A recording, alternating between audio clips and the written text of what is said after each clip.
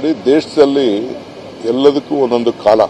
So ಕಾಲ ಘಟ್ಟಕದಲ್ಲಿ ಈ ದೇಶದಲ್ಲಿ ಜನ ಎನ್ಡಿಎಗೆ ಒಂದು ದೊಡ್ಡ ಅವಕಾಶ ಕೊಟ್ಟಿದ್ದಾರೆ. 12 ವರ್ಷ ಅವಕಾಶ ಕೊಟ್ಟಿದ್ದಾರೆ. ಈಗ ಬದಲಾವಣೆ ಬಯಸಿದ್ದಾರೆ. ಈ ದೇಶದಲ್ಲೇ ಬದಲಾವಣೆ ಬಯಸಿದ್ದಾರೆ. ಆ ರೀತಿ ಸ್ಟೇಜ್ ಬೈ ಸ್ಟೇಜು ಬದಲಾವಣೆ ಆಗ್ತಾ ಇದೆ. ಸೊ ನಮ್ಮ ಕಾರ್ಯಕ್ರಮಗಳು ಕರ್ನಾಟಕದಿಂದ ಪ್ರಾರಂಭ ಆಗಿದೆ. ಮಹಾರಾಷ್ಟ್ರ, ಇನ್ನು ಬೇರೆ ಬೇರೆದೆಲ್ಲ ಎಲೆಕ್ಷನ್ಸ್ ಇದೆ. ತೆಲಂಗಾಣ ಇವೆಲ್ಲ ಕೂಡ ಒಳ್ಳೆ, ಕೆಲವು ಸಂದರ್ಭದಲ್ಲಿ ನಾವು ಸೋತಿರ್ಬೋದು, ನಾವು ಇಲ್ಲ ಅಂತ ಹೇಳಿಲ್ಲ. ಆದರೆ ಜನಕ್ಕೆ ಇವತ್ತು ಬದಲಾವಣೆ ಬಯಸಿದ್ದಾರೆ.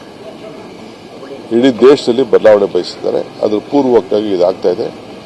ನಾನು ದೇಶದ ಎಲ್ಲ ಮತದಾರರಿಗೆ ಈ ಸಂದರ್ಭದಲ್ಲಿ ಅಭಿನಂದಿಸ್ತೇವೆ.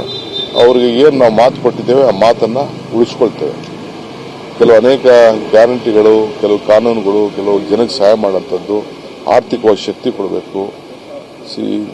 ದೇಶದಲ್ಲಿ ಭಾವನೆ ಬೇಡ, ಬದುಕು ನೋಡಿ ಅಂತ ಹೇಳಿದ್ದೇವೆ.